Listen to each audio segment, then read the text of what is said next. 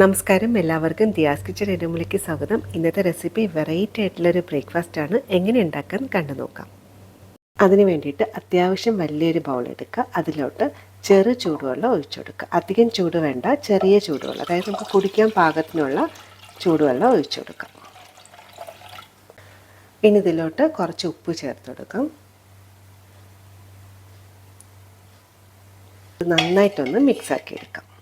അടുത്തായിട്ട് നമ്മൾ ചേർക്കാൻ പോകുന്നത് കുറച്ച് വെർമിസെല്ലിയാണ്. ഇത് റോസ്റ്റ് ചെയ്ത വെർമിസെല്ലിയല്ല, റോസ്റ്റ് ചെയ്യാത്ത വെർമിസെല്ലിയാണ്.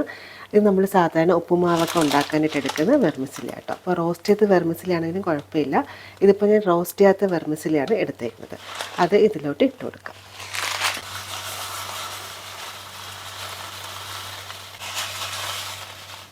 ഇനി ഇത് നന്നായിട്ടൊന്ന് മിക്സാക്കി എടുക്കാം. വെള്ളം ഒഴിക്കുമ്പോൾ ഇളം ചൂടുവെള്ളം മാത്രമേ ഒഴിക്കാവൂ, അതായത് നമുക്ക് കുടിക്കാൻ പാകത്തിനുള്ള വെള്ളം. ഇനി ഇത് നന്നായിട്ടൊന്ന് മിക്സാക്കിയതിന് ശേഷം ഇത് കറക്റ്റ് ഒരു 3 മിനിറ്റ് ഒന്ന് റെസ്റ്റ് ചെയ്യാൻ വയ്ക്കാം. അത് നമ്മൾ എടുക്കുന്ന വെള്ളം സാധാരണ വെള്ളമാണെന്നുണ്ടെങ്കിൽ, ചൂടുവെള്ളം അല്ല എന്നുണ്ടെങ്കിൽ ഒരു 8 മിനിറ്റെങ്കിലും ഇതൊന്ന് കുതിർത്ത് വെക്കണം. അതായത് വെർമിസെല്ലി നല്ല സോഫ്റ്റായിട്ട് കിട്ടാൻ വേണ്ടിയിട്ടാണ് നമ്മളിങ്ങനെ ചെയ്യുന്നത്. അധികം ചൂടുവെള്ളം എടുക്കരുത്, എന്നാൽ പിന്നെ ഒരുപാട് അങ്ങ് കുഴഞ്ഞു പോകും. അപ്പോൾ നമുക്ക് കുടിക്കാൻ പാകത്തിനുള്ള വെള്ളം മാത്രമേ എടുക്കാം. 3 മിനിറ്റ് നമുക്ക് ഇങ്ങനെ ഒന്ന് റെസ്റ്റ് ചെയ്യാൻ വയ്ക്കാം. സേമിയ റെസ്റ്റ് ചെയ്യുന്ന സമയത്ത് നമുക്കൊരു കാര്യം റെഡിയാക്കി എടുക്കാനായിട്ടുണ്ട്. ഞാനിവിടെ കുറച്ച് നാളികേരം എടുത്തിട്ടുണ്ട്. ഒരു 1/2 കപ്പ് നാളികേരമാണ് എടുത്തിരിക്കുന്നത്. നമുക്ക് ഇങ്ങനെ ഡയറക്റ്റായിട്ട് ചേർക്കാം, അല്ലാന്നുണ്ടെങ്കിൽ മിക്സിയിലൊന്ന് പൾസ് ചെയ്തെടുക്കും, പ്രത്യേക ഒരു ടേസ്റ്റാണ്. ഇനി ഇതിലോട്ട് കുറച്ച് ഏലം കൂടി ചേർക്കുന്നുണ്ട്.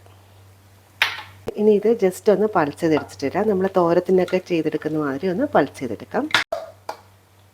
അതായത് തേങ്ങ ഒന്ന് ജസ്റ്റ് ഒന്ന് ഒതുക്കിയെടുത്താൽ മതിയാവും. അതുപോലെ തന്നെ നമ്മൾ ചേർത്ത ആ ഒരു ഏലം കൂടി ഒന്ന് ചതഞ്ഞ് കിട്ടുകയും വേണം. ഈ ഒരു രീതിയിലാണ് റെഡിയാക്കി എടുക്കേണ്ടത്.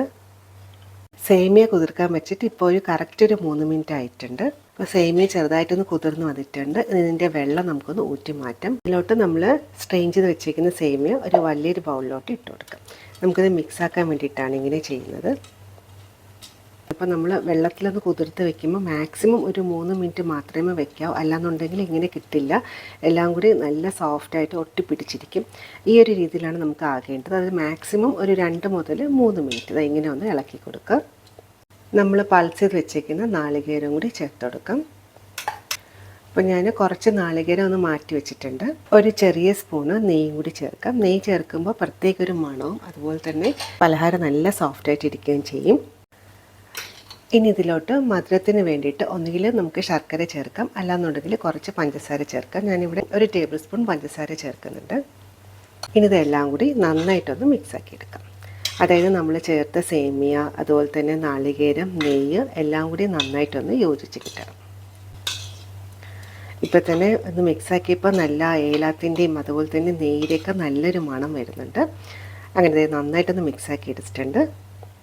ഇനി നമുക്കിത് ആവിയിലൊന്ന് വേവിച്ചെടുക്കണം. അപ്പോൾ അതിന് വേണ്ടിയിട്ട് ഞാനിവിടെ ചിരട്ടപ്പുട്ടിൻ്റെ ഒരു പുട്ടു മേക്കറാണ് എടുത്തേക്കുന്നത്. അതിലോട്ട് നമ്മൾ സാധാരണ പുട്ടുണ്ടാക്കുന്ന മാതിരി ചില്ലിട്ട് കൊടുക്കാം. നാളികേരത്തിൻ്റെ ബാക്കി കുറച്ച് ഇട്ട് കൊടുക്കാം.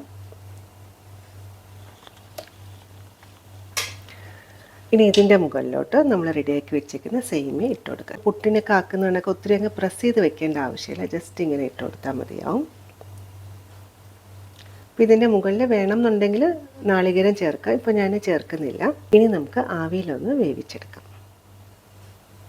നന്നായിട്ട് ആവി വന്നതിന് ശേഷം ഇതിലോട്ട് പുട്ടുമേക്കർ വെച്ച് കൊടുക്കാം. മാക്സിമം ഒരു 8 മുതൽ 10 മിനിറ്റുള്ളിൽ തന്നെ ഇത് റെഡിയായി കിട്ടും. ആവി വന്ന് തുടങ്ങിയിട്ടുണ്ട്. ഇപ്പം തന്നെ നമ്മൾ ചേർത്ത ഏലത്തിൻ്റെ നെയ്യിലേക്ക് നല്ലൊരു മണം വരുന്നുണ്ട്. ഇനി ഇത് എടുത്തു മാറ്റാം. ഈ റെസിപ്പി എങ്ങനെയുണ്ടെന്ന് നിങ്ങൾക്ക് ഇഷ്ടപ്പെട്ടാൽ ലൈക്ക് തരണേ. വീട്ടിലോട്ട് ഡിമോൾഡ് ചെയ്യാം.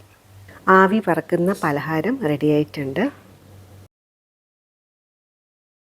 അപ്പോൾ ഞാനൊന്ന് ടേസ്റ്റ് ചെയ്ത് നോക്കട്ടെ. നല്ല സോഫ്റ്റായിട്ട് വന്നിട്ടുണ്ട്, നന്നായിട്ടുണ്ട്. എനിക്ക് ഒത്തിരി ഇഷ്ടപ്പെട്ടു. അടുത്തതും ഇതുപോലെ ഒന്ന് റെഡിയാക്കി എടുത്തിട്ടുണ്ട്. അപ്പോൾ ഇത് വളരെ സിമ്പിളായിട്ട് വെറും 10 മിനിറ്റിനുള്ളിൽ തന്നെ തയ്യാറാക്കാൻ പറ്റുന്ന ഒരു ബ്രേക്ക്ഫാസ്റ്റ് റെസിപ്പിയാണ്. ഒന്നുകിൽ നമുക്കിത് ബ്രേക്ക്ഫാസ്റ്റ് ആയിട്ടോ അല്ലാന്നുണ്ടെങ്കിൽ കുട്ടികൾ സ്കൂൾ വിട്ട് വരുമ്പോൾ ഒക്കെ കൊടുക്കാൻ പറ്റിയ നല്ലൊരു പലഹാരമാണ്. തീർച്ചയായിട്ടും ട്രൈ ചെയ്ത് നോക്കുക. അപ്പോൾ സാധാരണ നമ്മൾ ബ്രേക്ക്ഫാസ്റ്റിന് ഇഡ്ഡലി, ദോശ, ഉപ്പുമാവൊക്കെ ഉണ്ടാക്കുന്നതിന് പകരം ഇങ്ങനൊരു വെറൈറ്റിയൊക്കെ ഉണ്ടാക്കി കൊടുക്കുകയാണെന്നുണ്ടെങ്കിൽ കുട്ടികളും മുതിർന്നവരും ഇഷ്ടത്തോടെ കഴിക്കും. ഇന്നത്തെ റെസിപ്പി എല്ലാവർക്കും ഇഷ്ടപ്പെട്ടാണെന്ന് വിചാരിക്കുന്നു. അപ്പോൾ എനിക്ക് കുറച്ച് കോൾഡ് ഉള്ളതുകൊണ്ട് സൗണ്ട് ചെറിയൊരു പ്രശ്നമാണ്, ഒന്ന് ക്ഷമിക്കണം കേട്ടോ. അപ്പോൾ തീർച്ചയായിട്ടും ട്രൈ ചെയ്ത് നോക്കുക. ഫീഡ്ബാക്ക് അറിയിക്കാൻ മറക്കരുത്. വേറെ റെസിപ്പി ആയിട്ട് കാണും. താങ്ക്